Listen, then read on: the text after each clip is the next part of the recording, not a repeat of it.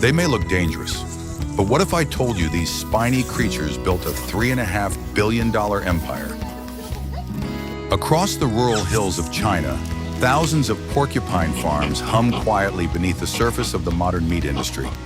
Behind thick fences and shaded shelters, millions of quills shimmer like silver under the light, a symbol of one of the most surprising agricultural booms in the world. Welcome to Agriculture Flow, where we explore the unseen industries that shape how the world eats, farms, and thrives. The porcupine, slow, cautious, wrapped in a coat of needles, has become an unlikely symbol of rural prosperity. But what if I told you these spiny creatures didn't just survive, they built a multi-billion-dollar empire? Specifically in China, a single year can see this trade generate an estimated $3.2 billion from thousands of farms, transforming a woodland rodent into a high-value commodity. This is a story of economics, tradition, and an unlikely animal. Why are people farming porcupines? And what's really inside this strange, lucrative business of meat and quills? Today we'll follow their journey, from wild forests to controlled farms, from delicate handling to modern processing lines, and finally, to the global markets where quills are traded like gold.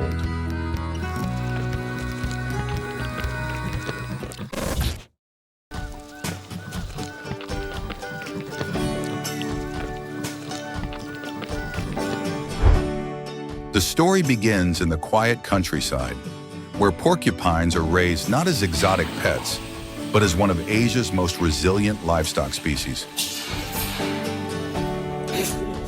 Have you ever imagined that these spiky creatures could become part of a thriving agricultural industry? Unlike pigs or cows, porcupines are naturally low maintenance.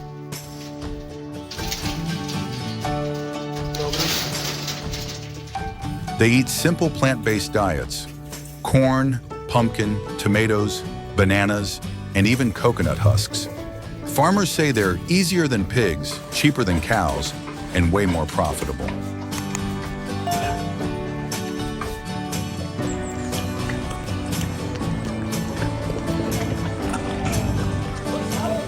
Their enclosures aren't concrete barns, but semi-natural habitats. High-walled pens layered with soft soil, shaded trees, and burrows that mimic forest dens. This design helps reduce stress because porcupines by nature are shy, nocturnal, and territorial.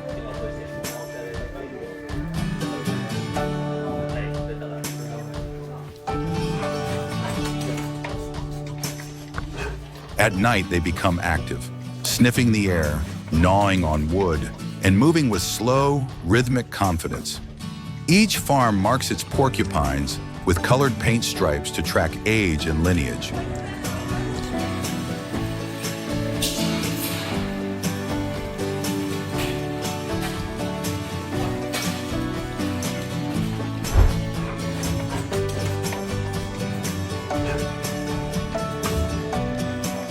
But among them, a few stand out. Rare white porcupines, their quills glimmering like ivory. These albino varieties can be worth 5 to 10 times more than regular ones, prized by collectors and breeders alike. Have you ever seen a white porcupine before? Imagine catching a glimpse of one under the moonlight. It almost looks mythical, like something out of a folktale.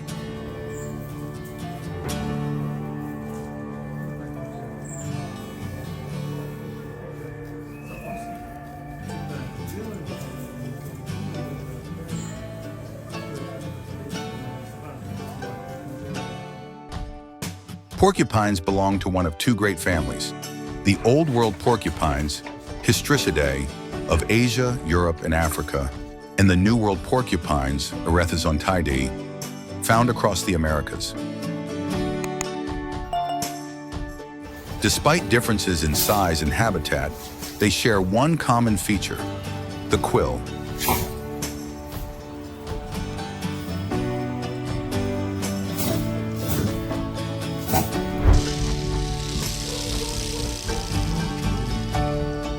Each adult porcupine carries nearly 30,000 of these hollow spines, some reaching over 30 centimeters long, according to National Geographic. These quills aren't shot like arrows, but detach easily when touched, embedding into predators with microscopic barbs that make them hard to remove. So next time you see a porcupine, remember, it doesn't attack, it simply defends. That's nature's quiet genius at work.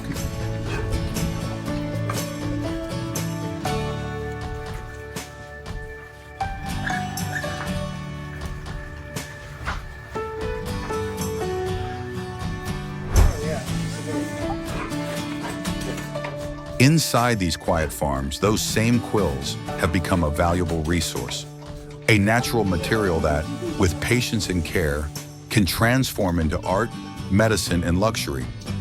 And that leads us to where the real business begins. So what do you think happens next? Let's find out together, because this is where the story truly gets fascinating.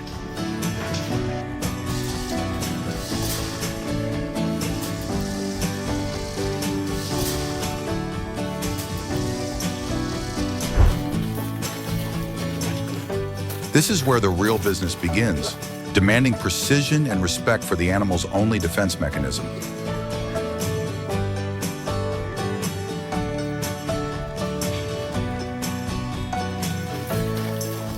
A porcupine's quills are not fired or thrown, as myth suggests, but they are incredibly loosely attached. A single clumsy contact with a predator or a worker can leave 100 barbed, needle-sharp spikes embedded in the flesh. This risk dictates the entire rhythm of the processing line. The process of harvesting is swift and highly specialized. Workers use custom-made equipment, often specialized metal catch nets or curved, long-handled tongs, to gently guide the animals into small, sturdy steel transfer cages. You hear the sharp rattle of quills standing fully erect, a clear warning. Every move must be calculated, quick and efficient to minimize stress and prevent injury to both animal and human.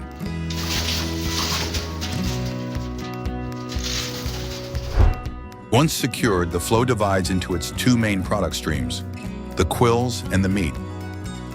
To separate the quills, processors typically use two main methods, either a controlled, rapid burst of heat from a small torch or scalding hot water. The heat loosens the hair follicles and makes the quills easier to detach in bulk. They are then collected, dried, and sorted.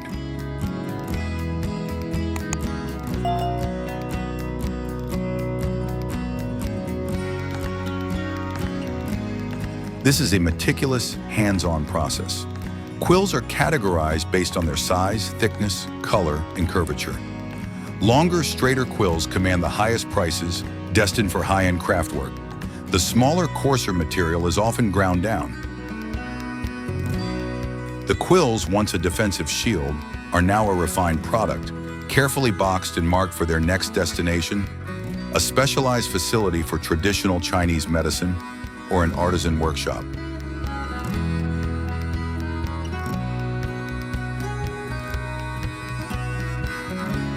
With the quills harvested, the flow moves to the carcass itself.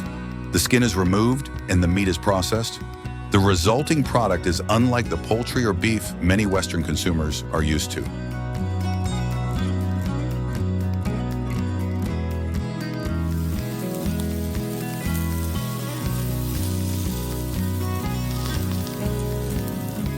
Scientific nutritional analysis shows that porcupine meat is remarkably high in protein and high in specific amino acids, such as glutamic and aspartic acid, compared to both sheep and cow meat.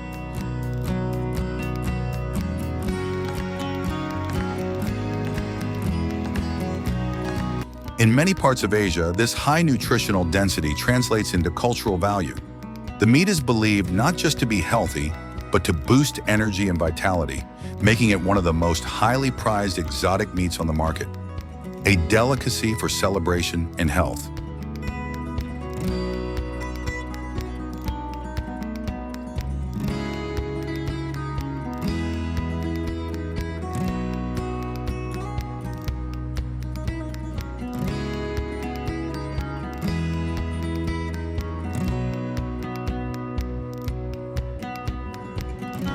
The clean meat, which is often described as a dark, lean red, is now ready for the cold chain. Hundreds of pounds of finished product, from the spiky farm enclosure to sterile packaging, are processed in a single shift, ready for domestic distribution and the hidden international market. The true profitability of the porcupine lies not just in its meat, but in its secondary products, items that carry staggering value per gram. The larger, cleaner quills are sold to craftspeople for use in traditional Native American quill work, as well as in jewelry, art, and even musical instruments across Asia and Africa. A single pound of high-quality quills can sell for around $220, demonstrating a high markup over basic commodity prices. In Indonesia and Malaysia, artisans use the longest quills to create luxury jewelry, musical instruments, and intricate inlay designs. Each quill, when polished, reveals a marbled pattern, a natural fingerprint that no machine can replicate. Collectors in Hong Kong and Singapore sometimes pay more for a single handcrafted necklace than for an entire porcupine.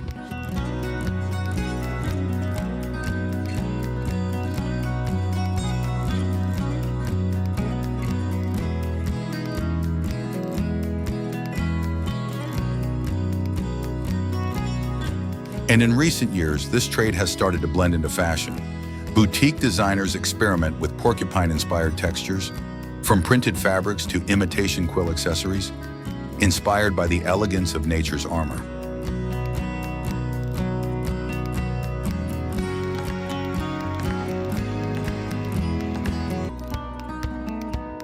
But the most sought after, and often controversial, part of the trade is the use of porcupine derivatives in traditional Chinese medicine.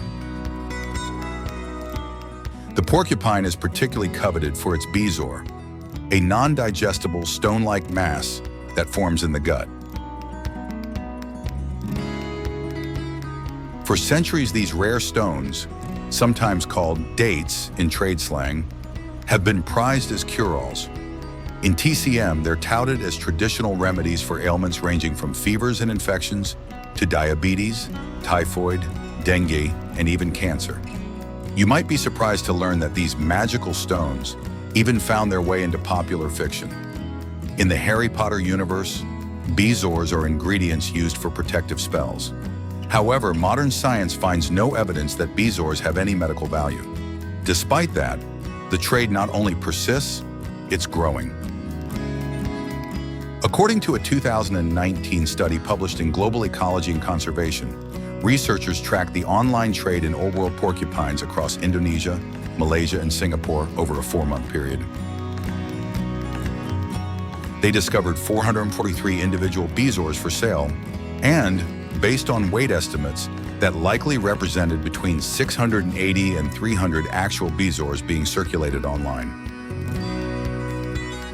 Think about that for a moment. That could mean tens of thousands of porcupines killed just to meet the demand for these so-called miracle stones. Even more alarming, up to 90% of surveyed TCM outlets in parts of Southeast Asia stock bezoar products. Prices can soar to astonishing levels, around $151 per gram, which is 2.5 times the price of gold. From the dense forests to high-end shops, these quills travel further than anyone could imagine, bridging wilderness and wealth in one of the world's most peculiar trades.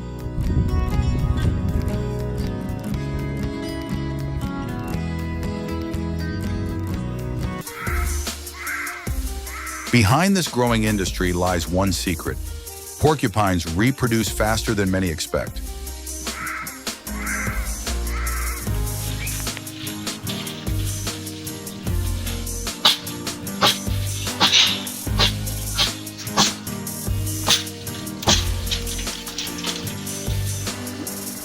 Porcupines typically reproduce twice per year, delivering litters of 1 to 3 young, called porcupets. The gestation period is long, between 16 and 31 weeks depending on the species, but the payoff is worth the wait.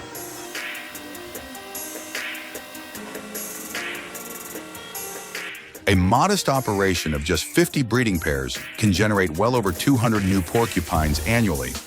The young mature quickly, and their survival rate in the managed, controlled environment of the farm is high.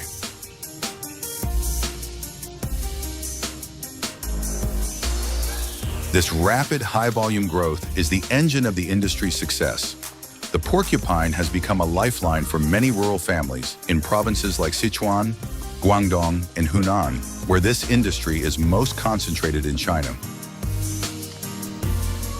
For many rural entrepreneurs, transitioning from low-return traditional crops to these spiny creatures is their ticket out of poverty, providing a stable, scalable income source with year-round demand. This has driven the total annual production across key Chinese provinces to an estimated 2 million porcupines.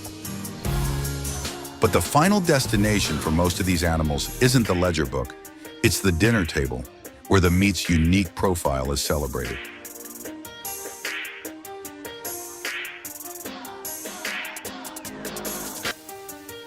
For a Western audience, the concept of eating a porcupine is often met with curiosity, if not skepticism. But in Asia, it's a centuries-old culinary tradition.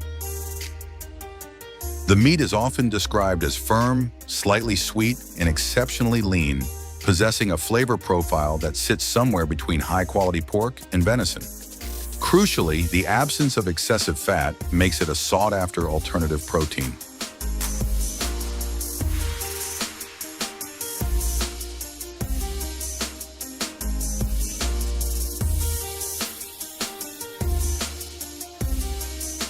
The preparation methods reflect its status as a delicacy. You won't find it ground into burgers. It's prepared in dishes designed to draw out its rich flavor.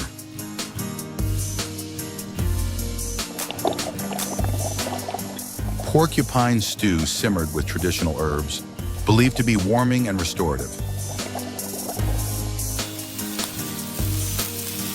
Spicy porcupine curry, where the firm meat holds up perfectly to the slow heat.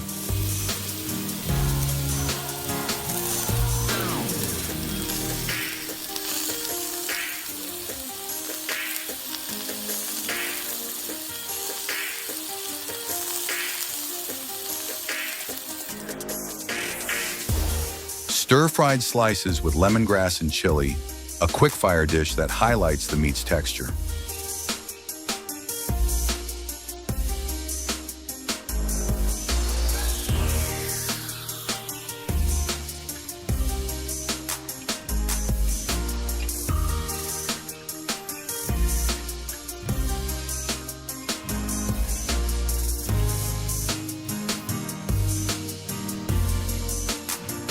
In many Asian communities, sharing a porcupine dish is a symbol of celebration, hospitality, and strength, an expensive treat reserved for honored guests.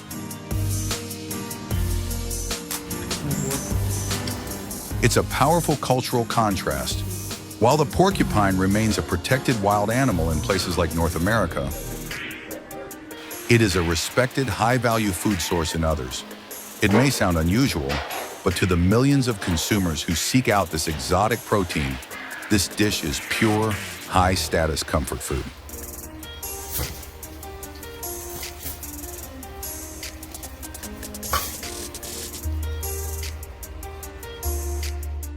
We have now completely explored this prickly, multi-billion-dollar agricultural model.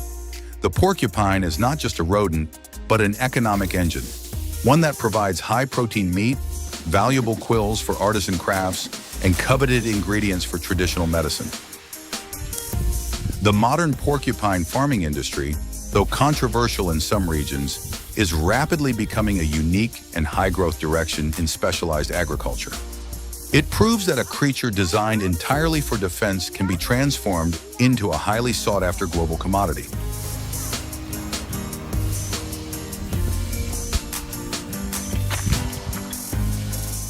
But as always, a big question remains.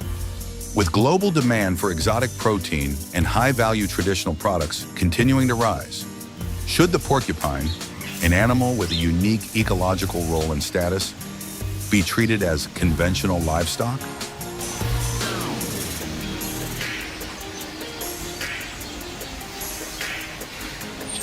And perhaps the more direct question, if you found yourself in a high-end Asian restaurant, would you dare to try a dish of this famously nutritious, high-status porcupine meat?